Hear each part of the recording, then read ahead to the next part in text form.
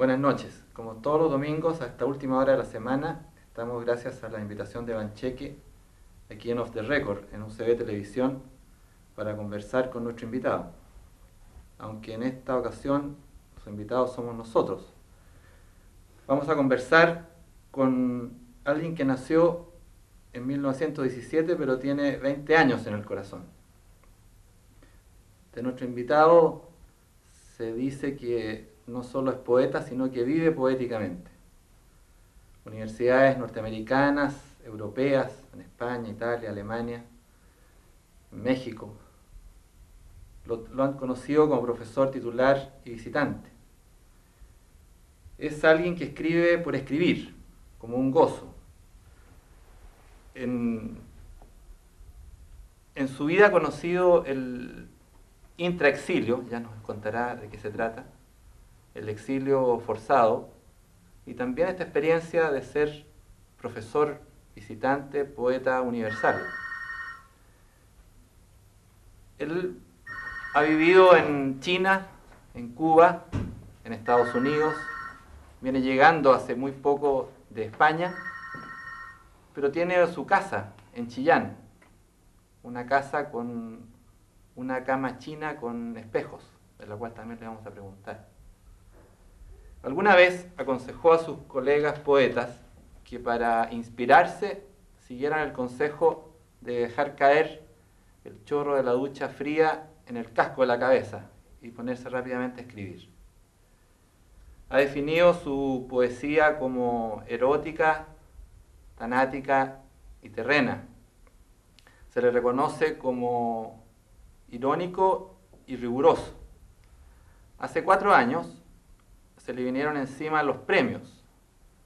El premio Reina Sofía en España, un premio a la poesía hispanoamericana. El Premio Nacional de Literatura, que estaba esperando. Y aunque él dice que los premios no le importan, sigue recibiendo reconocimientos, como el que ha recibido este año al ser designado como en el programa Poeta en Residencia en España, una distinción que se había suspendido hace 60 años con ocasión de la Guerra Civil. Él estuvo ahí en la habitación 127, en la residencia que antes conocieron grandes de las letras como Alberti, García Lorca. Él nació en Leu, en Tierra del Carbón. Fue el 7º entre 8 hijos. El golpe de la lluvia en el zinc, pero sobre todo el impacto que le provocó escuchar la palabra relámpago, palabra esdrújula, lo introdujeron a reconocerse con esa capacidad mágica para nombrar las cosas como lo hacen los grandes poetas. Su tartamudez infantil y la obligación de leer en voz alta mientras sus compañeros comían en el internado en Concepción, lo urgieron a jugar con las palabras para evitar la asfixia. Y desde ese tiempo él es un gran exponente y defensor de la oralidad. Valora la palabra con ese zumbido clave para la poesía. Escucharle leer sus textos, y hoy día vamos a tener oportunidad en unos minutos más, es un privilegio para poder entender aquello que se llama ritmo poético, basado en la respiración, algo fisiológico, pero que llega al alma de quienes escuchan. Vamos a conversar esta noche aquí en Off the Record con un gran poeta hispanoamericano, Premio Nacional de Literatura chileno, Gonzalo Rojas Pizarro. Estamos en la casa de su hijo, Gonzalo Rojas May, y estamos dando la espalda a un retrato que pintó el gran pintor Guayasamín a su esposa, recientemente fallecida, Hilda May. Es un placer para nosotros en Off the Record poder estar esta noche con don Gonzalo Rojas. Usted espérenos un minuto y ya estamos de vuelta. Don Gonzalo, cuando yo lo presentaba, hacía algunas conjeturas sobre su descubrimiento de la poesía. Sí.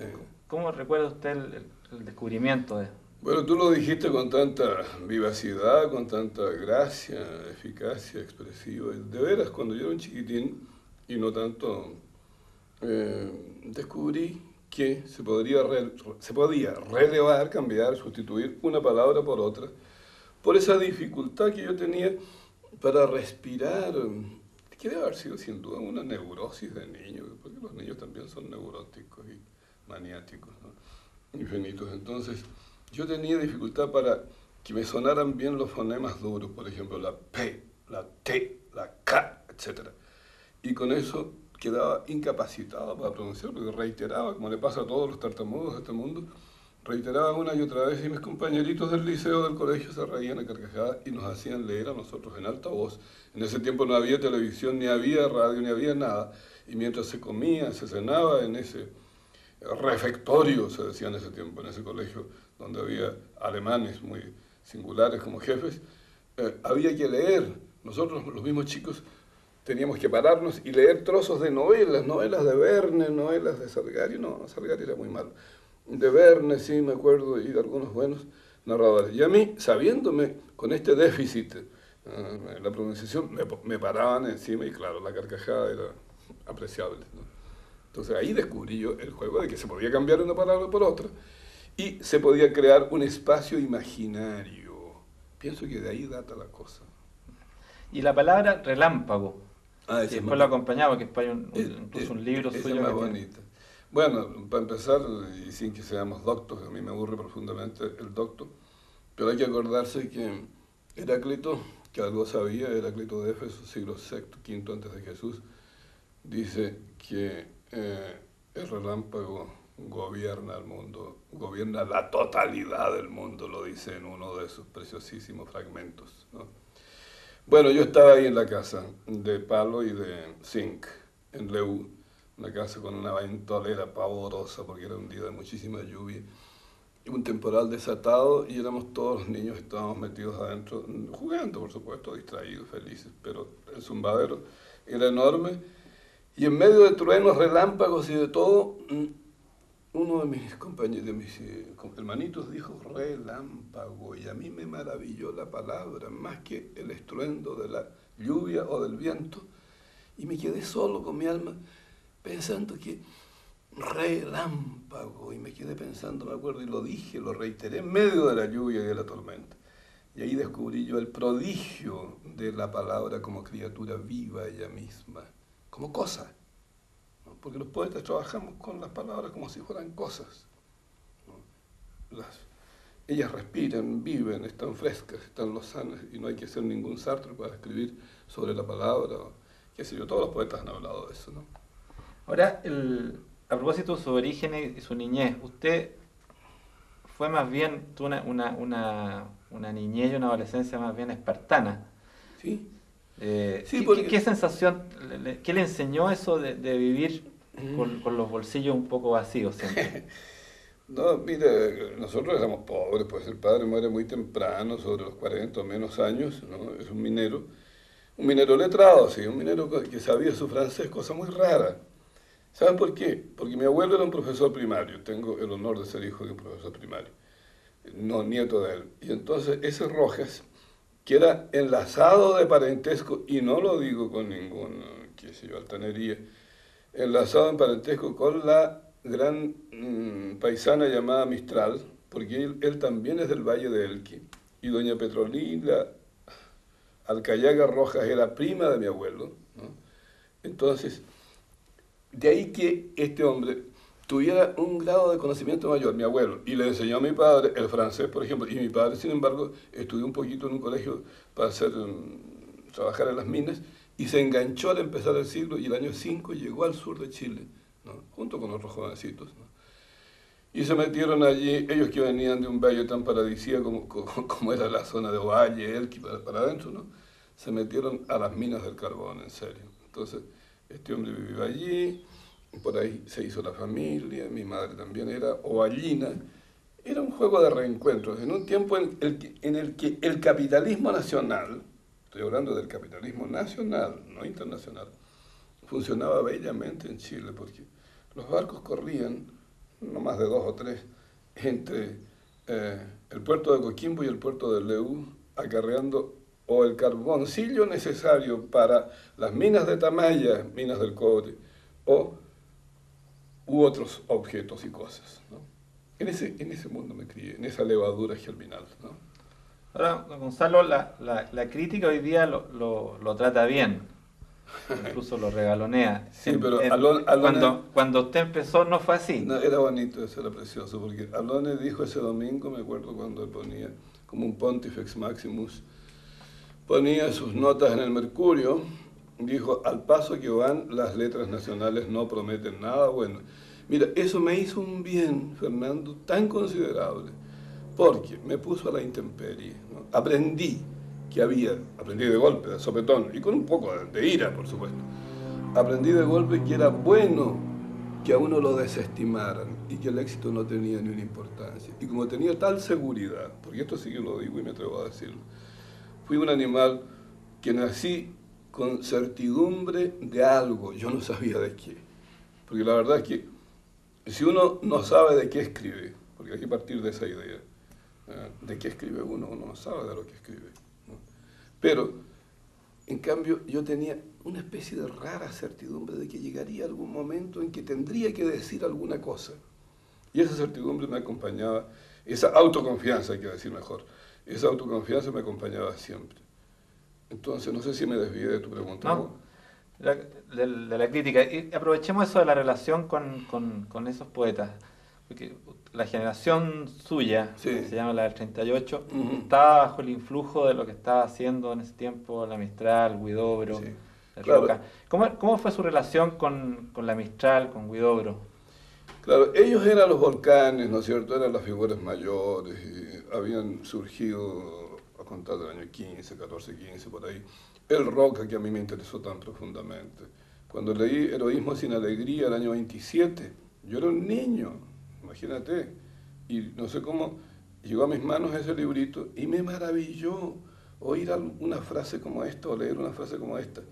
Yo me crié comiendo pobreza, son palabras del viejo Pablo de Roca. Yo me crié comiendo pobreza, pero pobreza acomodada, que es la pobreza más pobreza de todas las pobrezas, decía él. Bueno, y ese era el caso mío. Nosotros éramos unos niños pobres. Entonces, claro, teníamos los problemas de esas pobrezas acomodadas. Pero tú me preguntaste algo más concreto. Con Huidobro usted tuvo una relación directa, ¿no? A la altura del año 37 lo conocí, así como lo han conocido tantos compañeros de mí. No tantos, algunos compañeros de mi promoción literaria, que es la del 38. ¿Con quién fui yo la primera vez? Con un señor, un gordo muy pesado para mí en todo orden, que se llamaba Teófilo Cid, al cual han exaltado mucho en Chile como una leyenda, como un mito, ¿eh? No lo desestimo, el pobrecito está muerto, ¿no? Pero, en todo caso, ese señor, ese amigo estaba conmigo en el primer curso ¿de qué sería? De español, pues de literatura española. Y esto estaba en la calle, en la Alameda, esquina de Cummings. Vicente vivía por allá, en ese tiempo no estaba en Cienfuegos, estaba por la misma Alameda, y vivía tal vez a la altura de la cuadra 26, no me acuerdo si era así. Había una farmacia abajo y arriba un piso, un departamento donde él estaba.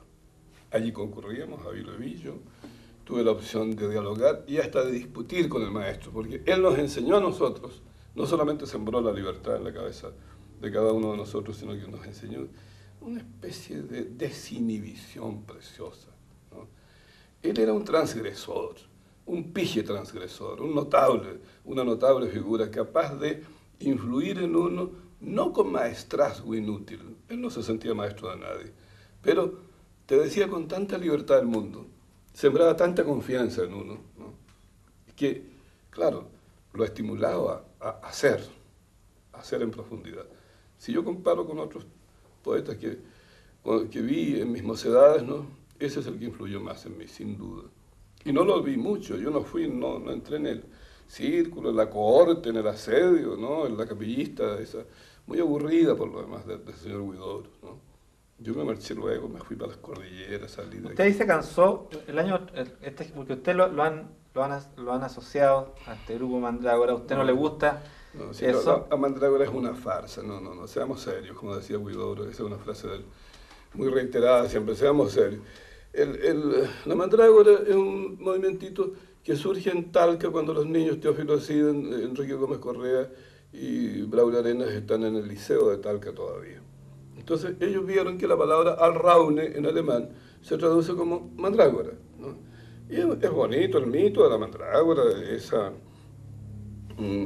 ¿cómo se dice?, planta herbácea de la familia de las solanáceas, ¿no?, que es como la papa, y que crecía, según la leyenda medieval, al pie de los patíbulos, ¿no? Entonces, si tú conseguías arrancarla de golpe al ejemplar femenino, no al masculino, porque había dos ejemplares. El ejemplar masculino de la mandrágora, que era, estoy hablando de la planta, ¿no?, de la planta venenosa maravillosa, según la tradición, según la leyenda. Si arrancabas el ejemplar masculino no pasaba nada. ¿Y por qué ejemplar masculino? Porque tenía la fisonomía de hombre, la raicilla. Si arrancabas el ejemplar femenino, que tenía la configuración de una muchacha o de un, qué sé yo, la cadera o la figura de una niña, entonces se te daba de golpe el amor, el honor, la grandeza, la belleza, la riqueza, todo el portento. Era precioso el mito. Los niños pensaron que estaba bueno como título para un proyecto así. Después se vinieron a Santiago y pusieron en el mes de julio del año 38, leyeron unos versos ahí, yo estuve presente, pero yo no concurrí al tablado porque no quise. Y además no era del grupo todavía. Yo me inscribí no en julio, sino en el mes de septiembre. Fui al cuarto. Ellos mismos no me quisieron después, cuando yo deserté, habría que decir, porque mi paso fue tan tangencial. En cambio, yo les presenté a un jovencito de 15 años que se llamaba Jorge Cáceres. Yo era inspector del internado de Rosarana, entonces llevé a Braulio para que conociera a Jorge, que era un portento de veras, ¿eh? Ese sí tenía más pensamiento próximo al surrealismo. Aunque el único surrealista parido en Chile, y vivo, y que vivirá, se llama Roberto Mata. Ese hombre no estuvo con nosotros, que ya vivía en las Europas desde el año 34. Ahora, usted ahí parte al norte. Sí. En lo que, ¿ese es su primer intraexilio? Sí. No, es el segundo, porque yo de chico, como era maniático ambulatorio, como tantos chilenos, ¿no?, a los 16 tomé un barco que se llamaba el Fresia, de la Sudamericana de Vapores, cuando estaba pasando al 5º año del liceo, y le dije a mi madre que me marchaba de la casa, y ella no me dijo nada. Era una mujer de un coraje, de una gracia única, y de una capacidad de silencio y de respeto. Me fue a dejar al puerto de Talcahuano, ahí, en un bote debajo de un paraguas, me acuerdo. Subí y me vine por el litoral hasta Coquimbo, después subí hasta Iquique, después hasta Mollendo en el Perú. Esa fue mi primera salida a los 16. O sea, era yo como una especie de, como hijo de Sagitario, como sagitariano que soy, condenado al viaje, ¿me entiendes tú? Desde chico. Después, en la edad en que tú estás diciendo, allá por los 22, yo abandono Santiago de Chile, que no me gustaba para nada, dejo todo el huidobrismo, esa faena un poco literatosa para mi gusto, y me voy con una mujer, por supuesto, una muchacha hermosa, inglesa ella. Me voy a la parte alta de Atacama, encumbrado allá arriba, ¿no?, vivo un plazo, hasta que me echan porque me pidieron la libreta de matrimonio, no tenía de eso, ¿no? ¿Y qué sintió cuando Huidobro dijo que usted sabía que era un loco que necesitaba cumbre? Porque el Teófilo me contó eso, pues. Dice que Teófilo creyó que yo quería cambiar la poesía por la plata, y que me quería hacer rico, ir a ganar como minero, así, explorando cosas por allá por los nortes. ¿Qué? ¿De dónde? Entonces le contaron eso a Vicente, y como tenía tanta chispa él, dijo, déjenlo, este niño es loco y necesita cumbre. Eso es muy bueno. Ahora, dando un salto en el tiempo, en la historia, me voy a la época de concepción suya. Ajá, ese es otro plazo, sí. Claro, mucho después. ¿Qué significó esa experiencia en la Universidad de Concepción, que fue bastante larga, Sí. en que, entre otras cosas, usted fundó estos encuentros nacionales e internacionales en que llegaron grandes escritores? Llegaban en el verano Carpentier, Mira, eso fueron... Neruda. Hoy día se habla mucho, y lo hacen, yo diría que tramposamente, de los actos poéticos. Son tonterías, necedades, ¿no? Eso fue un riesgo precioso, el de reunir a los escritores de América, y no solo a los escritores, sino a los hombres de pensamiento de América, filosóficos, científicos, literarios, artísticos en general, en una ciudad que no fuera la capital necesariamente. Cuento, pero bien corto, porque estoy seguramente aburriendo a la gente. Se trata de que yo en el 52 regreso desde Valparaíso, que es mi maravilloso puerto, yo lo adoro, ¿no? Yo estaba allí 8 años, había contribuido a fundar el Instituto Pedagógico de la Universidad de Chile en Valparaíso, junto con otros señores, de eso no hablo. Me gané un concurso en Concepción. Debo decirle a los jóvenes que se quejan tanto del trabajo hoy, yo hacía 70 horas de clases semanales en Valparaíso para vivir como la gente. Y además me gustaba el trabajo ese. Me repartía, en fin. De allí de Valparaíso emigró a Concepción, al mismo Concepción donde había llorado de hambre de niño. Entonces no me gustaba Concepción, pero gané un concurso, un buen concurso. Me quedé ahí, desistí, me quise volver a Valparaíso, todas esas situaciones que ocurren en los vaivenes de uno.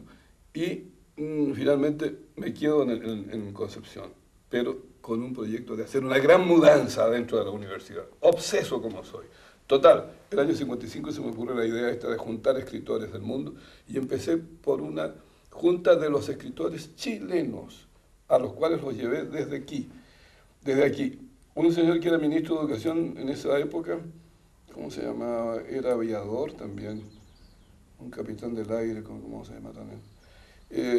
Ese señor me había prometido a mí un avión para llevar a los escritores de mi promoción del 38, que yo los quería reunir para que nos viéramos la suerte el año 58, ¿no? Ahora que teníamos 40 años aproximadamente, cómo nos había ido en esa primera fase. Entonces no había avión, yo sabía que esta historieta del avión era una promesa inútil. Me vine de Concepción en un tren nocturno, me fui a la LAN, hice un chirimoyo, ¿no? Un cheque con mi pobre cuenta mísera, arrendé el avión y me llevé a los escritores, ¿no? Le puedes preguntar tú a cualquiera de los escritores que concurrieron allí, Hugo Lodia, Teitelbaum, tantos amigos, ¿no? Con ese coraje, con esa actitud desafiante, había que hacer las cosas, y creo que hay que seguir haciéndolas en un país como este, donde todo está tan larvado en materia cultural. ¡Qué horror! Ahora, después de mis vueltas y revueltas por el mundo, yo me doy cuenta que el anclaje cultural de Chile es pavoroso. No se puede tolerar esto. Me permito decirlo así. Ahora, y esa chatura, ¿usted la ve también en la convivencia que se establece entre los escritores, entre la gente de la cultura? Un poco, sí, porque hay poco contacto y hay mucho chaquetismo, chaqueterismo, esa cosa de tenerse desconfianzas, rencores. El rencor funciona como un personaje, ¿no? En este mundo, y ya antes funcionaba también, no es que esté yo añorando, líbreme Dios de las nostalgias inútiles, ¿no? Pero en esos años sí, nosotros cobramos una mundanidad, nos atrevimos, ¿no? A hacer no un acto poético, sino a vivir poéticamente, como tú dijiste al empezar. ¿Y cómo era el encuentro con el público, con los jóvenes de la universidad? La resonancia era preciosa, los muchachos se sentían felices. Porque, y no solo los jóvenes, sino los mayores, y a esas escuelas, yo fundé las escuelas de temporada, hice 7 escuelas, y entonces adentro de las escuelas puse los encuentros de escritores. Me recorrí América con una plata que me pasaba David Stishkin, como $1000 para ir a buscar escritores, porque yo no creía en los teléfonos, ni en los telegramas, nada de eso, no había faxes en ese tiempo, había cables, ¿no? Entonces le dije, no, yo quiero ir a dialogar con los escritores para convencerlos, ¿no? O sea, yo usé el método de la suasoria antigua y me fui y hablé, por ejemplo, con José María Arriedas en persona en la calle Chota, ahí en Lima. Él mismo me hospedó con cada uno de los escritores hasta Carpantía y arriba en Cuba, ¿no? Con Octavio Paz, al cual voy a ver en estos días allí en México, con el Carlito Fuente, que estaba muy jovencito, y lo traje. Entonces les dije, yo no los vengo a invitar, me los vengo a llevar, ¿no? Y vinieron. Y vinieron. Y ese fue el gran desafío. Bueno, de la vida y de la obra de Gonzalo Rojas seguimos conversando en un minuto, espérenos. Después de estos intraexilios que comentábamos, usted conoció el exilio forzoso. Ah, bueno. Ahí incluso entiendo que hubo unos años que se podría decir que fue un indocumentado por el mundo. Fui indocumentado casi 10 años, una cosa así. Pero eso pertenece al... Yo diría que son percances para mí y no lo pasé tan mal, no fue tan cruel, ¿no? Frente a las tormentas, dolores tremendos de tantos amigos, compañeros queridos. Eso fue mínimo, ¿no? Yo no lo consideré como un sacrificio ni como un martirio. Al revés, me permitió un diálogo muy fresco con los mundos, lo mismo alemanes, porque yo estuve en Alemania Oriental, que acá en el mundo hispanoamericano, americano, latinoamericano, con eje en Caracas. Ahora bien, a propósito de Alemania, donde fue el profesor. Eso fue divertido. ¿Cierto claro, que tuvo un curso sin alumnos porque claro, hizo una poesía media disidente? Claro, que a mí me aburrió profundamente, no tengo por qué ocultarlo. Pues, no. Yo nunca he sido de unas ortodoxias así cabales y totales. ¿Qué le hago? ¿No? ¿Cómo se podría decir? No me funciona la adhesión total. No me funciona en ningún plano. Entonces, claro, el corazón está a la izquierda, el pensamiento está a la izquierda y sigue estando a la izquierda, todo está a la izquierda en mí, pero no hasta el punto de subordinación. Entonces, ¿qué me pasó? En Alemania Oriental, en una ciudad hermosa del Báltico que se llama Rostock, me encontré con un aparato policíaco tan insoportable, tan fastidioso y tan mediocre además, ¿no? Entonces, no era una cosa personal, sino cuando en un minuto dado me dicen, haga un seminario presente, porque me contrataron como profesor, después de una suma de problemas, como nos pasaba a todos en esos días, y proponga un seminario. Yo puse en el seminario, en la pauta, puse los nombres de los escritores que me parecían, no solamente aquellos que estaban absolutamente cronometrados en las cuerdas izquierdizadas, ¿no? Puse a Borges, por ejemplo, ¿por qué no? En fin. Entonces, no creo que haya sido por eso, pero a lo mejor fue en parte por eso, que no me dijeron más nada en la universidad. Todos los meses llegaban, me tocaban a la puerta, me daban un cheque precioso, ¿no? Que era demasiado para mí, y no me daban ni un estudiante, y los estudiantes se morían de ganas de hablar con este hombre, que ya era hombre mayor.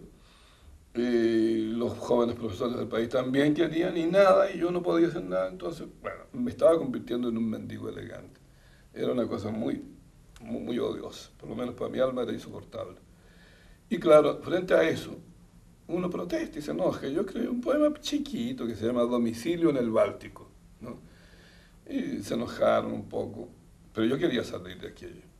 Y gracias a Alberti, fíjate lo que son las cosas, yo pude hacer un viaje rapidito, sin pasaporte, pero con un papelito verde que me dieron los alemanes por una semanita, y me fui de ahí a Roma y me las arreglé para ir a París, ¿no? Y por ahí conseguí unos papelitos que me duraran poco tiempo, ¿no? No voy a contar todos los percances porque son cómicos. Y así pude salir muy fuleramente desde la Alemania aquella y volar o a México o a Venezuela, que era donde tenía opciones, ¿no? Octavio Paz me había mandado así que podía venirme a México, que tenía un contrato posible, y Guillermo Sucre me lo mandó decir con respecto de Venezuela. Yo elegí Venezuela y me fui a Venezuela. Por ahí va la cosa. Ahora, en esta identidad suya, esto de las no adhesiones totales, ¿usted se identifica un poco con esa actitud de Pablo de Roca? Claro que sí. Y con otras actitudes de otros hombres, de otros anarcas importantes. Anarca, claro. Anarca. Yo no le tengo miedo a esa palabra, ¿no? Y tampoco digo que sea la maravilla, pero es una postura de uno. Ahora, eso, usted sí. Igual tuvo en algún momento una adhesión política. Claro, por el lado izquierdo absoluta y con mi compañero Salvador Allende hasta el fin, ¿no? Y yo, con la causa cubana, y para qué hablar del horizonte que se nos ofrecía a nosotros, el horizonte cultural de los muchachos del 38 era la guerra civil española que estaba ardiendo allá al fondo, ¿no? Y la otra guerra que ya venía a las puertas con fascismo, con lucha en la calle aquí en Santiago. ¿Cómo me voy a olvidar de eso? Es decir, siempre estaba muy atado a ese pensamiento que cree en la progresividad humana. Y yo sigo creyendo en eso. Y no creo que se acabaron las utopías. ¿Y usted es un hombre nostálgico? No me funciona la nostalgia realmente. Ni siquiera lo amoroso, precioso, ahí tengo a mi compañera, pero no, cuando ella muere el año pasado, otros se lamentan, sufren. Yo me acuerdo que me paré en el cementerio antes de que alguien tomara la palabra en esos discursos horribles, ¿no? Me subí encima de una escalera y le dije a ella delante, estaba ahí el catafalco y muchos muchachos, había como 300. Y dije en el cementerio, bueno, le dije a ella, como a ti no te gustaban las ceremonias o estas liturgias patéticas, ¿no? Te voy a decir un poema que yo te escribí antes y que se llama Vocales para Hilda, y lo leí y no se me arrugó la voz, Fernando, porque a un poeta no tiene por qué arrugársele la voz, ¿no? Y dije mi poema y le dije, nos vemos, ¿no? Eso fue todo. O sea, no me funciona la nostalgia para nada. ¿La nostalgia amarra la libertad? Yo creo que sí. Lo inhibe a uno, ¿no? Lo paralogiza, lo paraliza, lo detiene, lo asusta, lo amedrenta. No tiene sentido eso. Ahora, usted ha sido considerado como definido y autodefinido como un poeta eminentemente erótico. Eso sí. Creo en el eros, pero también creo en lo luminoso, no en lo luminoso. De ahí que yo mismo me he llamado un místico un poco concupiscente, ¿no? Además, si tú estudias por adentro la cosa, en la gran clasicidad de acá, española, estoy hablando del 16 y un poquito del 17, aunque el 17 es más barroco, ahí se da una amarra muy fuerte entre lo erótico y lo místico, ¿no? Entonces, por ahí ando yo, y no tengo por qué negarlo. No tengo nada que ver con un divertinaje de aspecto pornográfico, esas mugres, no. Pero sí, el eros me parece de fundamento. Por eso el año anterior, cuando fui a visitar Italia y me detuve en el lago di Garda, al sur hay un lugar llamado Sirmione, y me paré, estuve solo con un poeta de hace 2000 años que se llamó Catulo, un poeta del amor, un portentoso poeta del amor. Bueno, sí, hay un enlace profundo. El pensamiento mío, yo te diría, por último, el amor es tal vez la utopía que nos queda y que nos va a quedar siempre, ¿no? Es así. Ahora, yo en la presentación hacía una mención a esta que a mí me llama la atención, esta cama china con espejo. ¿Usted me cuenta breve cómo es esa historia? Sí, ¿Cómo se trajo esa cama? Yo me compré una cama en la calle Guafuchín, allá en Pekín, el año 72, cuando Salvador Allende me nombró consejero cultural. Me gustó esa cama. La vendían en uno de esos negocios de antigüedades. Imagínate, antigüedades en China, Dios mío. Entonces la cama tiene dos espejos, uno allá y otro acá, y tiene una fisonomía especial, única. No la voy a describir porque es un portento. Tienen que ir a Chillán a verla porque ahí yo duermo en ella. ¿Cuántos mandarines habrán muerto en ella y cuántos mandarines habrán nacido? No lo sé. O habrán amado, habrán todo lo que ustedes saben, ¿no? No lo sé, pero esa cama tiene 270 años y está intacta. No ha pasado nada. Y eso me gusta porque a mí me ha pasado casi lo mismo. No me ha pasado nada. Me gusta una frase de nuestro hermano Roberto Mata. Consíguete una vida de 80 años porque la vida empieza a los 70. Así que cuando te mueras vaya a tener 10 años por lo menos, por lo más, ¿no? ¿Y cómo hay incluso un poema que se llama Le pondremos renegado? Sí. La historia está de su casa allá en el Claro. torreón del renegado. Claro, cuando se empezó a saber que yo había regresado a Chile el año 81 y que vivía en un lugar llamado El Renegado y que me había hecho una casita que se llama Torreón del Renegado, la gente dice, el Renegado es el Roja, ¿no? No, señor, en el siglo XVII, la historia es así, en el siglo XVII, es leyenda por supuesto, un muchacho, un cura, sería un fraile, se robó a una moza bonita, una muchacha hermosa, ¿no? Y se fue por las cordilleras, ¿no? Hasta la Argentina tratando de escapar con ella. Pero Dios se enojó y Dios lo convirtió en piedra. Y la piedra lloró. Y del llanto de la piedra nació el renegado, ¿no? Y ese es el río que pasa por mi casa en Chillán, en la parte alta de Chillán. Ese es el cuento. En esta ¿Usted cree que cualquier circunstancia es propicia para escribirse la pregunta? Porque entiendo que hay incluso una anécdota donde usted se fue a operar un cálculo en Estados Unidos, escribió en esas circunstancias un poema, ¿no es cierto? Es cierto, uno puede escribir en cualquier parte. Claro, a ver, juguemos un poco con el cuerpo. Tú puedes escribir aquí, a este nivel, sobre una circunstancia así muy determinada, muy concreta. Goethe dice que no hay poesía sino de circunstancia, en fin, eso es más prolijo de explicar. Después tú escribes un poco más alto, con un grado de, qué sé yo, y abstracción, iluminación también, la intuición es más crecida, más honda, no sé. Y también escribes a veces más alto todavía, en un nivel más alto, enigmático para ti. Ni tú sabes lo que estás diciendo. De lo que escribe uno no sabe. Ese es el enigma. Y yo suelo escribir bastante desde el enigma. Por eso se me dice poeta críptico, oscuro. Pero también se me da la circunstancia. Entonces, mi poesía es pendular, va en un vaivén pendular de lo claro a lo que podría llamarse oscuro. Pero ¿cuánta claridad hay en lo claro?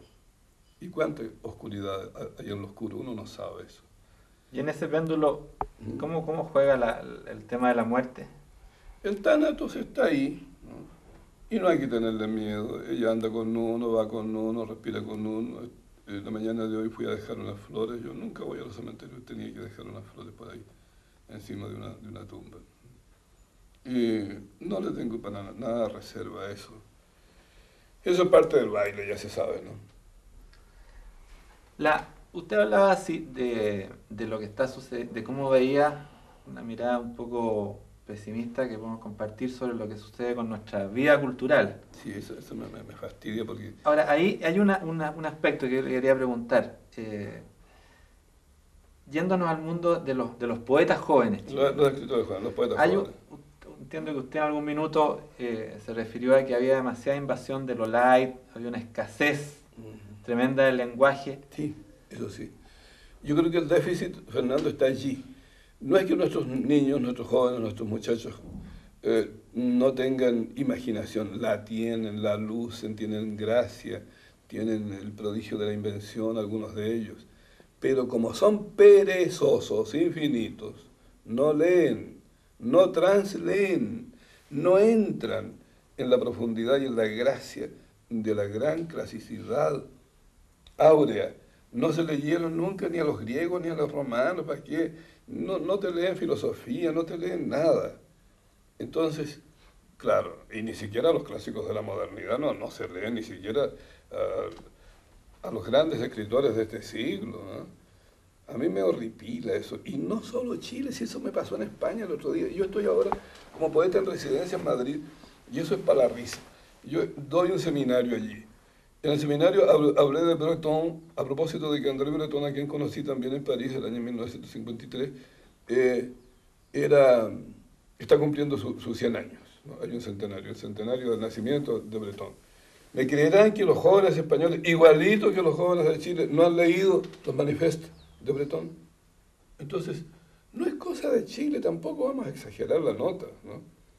Esto es una dolencia mayor que tal vez tenga que ver con que las tecnologías, estas hijas, como dice Sábato con tanta gracia, estas hijas maléficas de la ciencia, ¿no? Han propuesto otras claves. Yo creo que va a haber unas salidas muy vivas y muy preciosas más adelante, pero por ahora nuestros escritores debieran volver a seguir a leer. O sea, usted ve como inevitable ese encuentro entre, en el caso suyo es muy evidente, entre la tradición y la innovación. Sí, yo nunca fui un innovador. La parte que me aburría del señor Huidobro era justamente ese proyecto de ser infinitamente nuevo y creador. ¿Qué va a ser nuevo, hombre? Es una tontería eso. Lo original no existe lo original, ¿no? Nosotros vivimos siempre, tendríamos que estar viviendo para atrás y para adelante. Y aquí en Chile, para qué decir, con una parca tradición de 160 años, o 170 de vida cultural, si contamos desde el año 40 del otro siglo para acá. Si no miramos hacia los niños de ese año 40, ¿no? Cuando estaba aquí el Bello, el Sarmiento, el Alberdi, esos injertos buenos, y también el Sarmiento, qué sé yo, todos los próceres de esos días, ¿no? Y si no los miramos a ellos, junto con mirar lo que venga para el siglo XXI, no entendemos nada. Yo cuando hice mis encuentros, ahí soy mistraliano para hablar, cuando hice mis encuentros de escritores, que fueron 5 consecutivos, ahí en Concepción de Chile, los hice no pensando en la inmediatez del año 1958 o 1962, no señor, pensando en Bello, en Sarmiento, en ese loco genial que fue Simón Rodríguez, que anduvo en Chile, estuvo en Valparaíso, vivió en Concepción, anduvo en las minas de Cunanilagüe, vendió velas de cebo en Chile, tuvo una fábrica de velas de cebo. Fue el hombre que llevó a Bolívar al Monte Sacro y lo hizo jurar allá la libertad de América. Un venezolano fenomenal. Es decir, yo estoy enlazado con esa tradición. Si no pensamos latinoamericanamente, iberoamericanamente, con Brasil adentro, no somos responsables. Ese es mi pensamiento. Gonzalo, usted está escribiendo en este momento una memoria. Pero no con cara de memoria, con visiones del mundo, ¿no? ¿Esa no la va a publicar? No son cronológicas, que las publicarán mis niños más adelante. ¿Y su mayor dedicación es a seguir escribiendo poesía? Escribo poesía todos los días y no me pasa nada. Hay un librito nuevo, que se llama Río Turbio, salió este año, ha tenido la fortuna de aparecer primero en Valdivia de Chile, a mí me gusta siempre el fundamento nacional, después ayer lo hizo Octavio Paz, me lo mandó hace poquitos días de allá de México, en otra edición más menuda, pero igualmente viva y con más textos todavía, y la editorial Hiperión, que es donde yo publico mis libros en Madrid, hizo otra versión de este mismo libro, Río Turbio. ¿Y usted sigue leyendo poesía en Chile? Yo leo porque me invitan a leer, ¿no? Me invitan a leer y de repente, claro, uno no tiene ánimo, pero otras veces sí, y va a unas lecturas. ¿Le aporta a usted ese encuentro con la gente? A mí me gusta el diálogo con los muchachos, es lo único que me interesa. Son ellos, esos jóvenes. Ayer nomás, o no sé qué día, hace poquito, hablé con unos jóvenes, había como 300 ahí. Buenas las preguntas. Uno de ellos me dijo, ¿y para qué nos lee tantas poesías elegía, que poesías de muertos, señor? Léanos poesía de amor, usted es un poeta del amor. Entonces yo les leí poesía de amor. Y salen cosas, preguntas vivas, sobre la lozanía, sobre la vejentud y la juventud, sobre la decrepitud, porque yo no soy un animal decrépito, sino que tiro más bien hacia la lozanía, pero no tanto hacia mi persona. Les interesa a ellos, lo único que debe interesar, pienso, a un escritor nuevo, joven, el portento del lenguaje. Por ejemplo, estuvimos hablando de las vocales, lo que es la respiración, en esa última reunión con los chicos, ¿no? Tiene que ver con sus ritmos poéticos, ¿no? Claro, claro. Se habla en Chile en este momento de una reforma educacional que viene a futuro. ¿Qué es lo que le pediría básicamente a esos intentos de reforma? Yo no sé lo que... Yo creo que hay que enseñar a leer nomás, a leer y a escribir, a sacar bien las cuentas, pero a leer por dentro. A mí me encantaría volver a ser profesor, pero enseñarle a leer a los niños chicos, de nuevo, ¿no? Y a los chicos hasta 15 años, esa es la edad bella.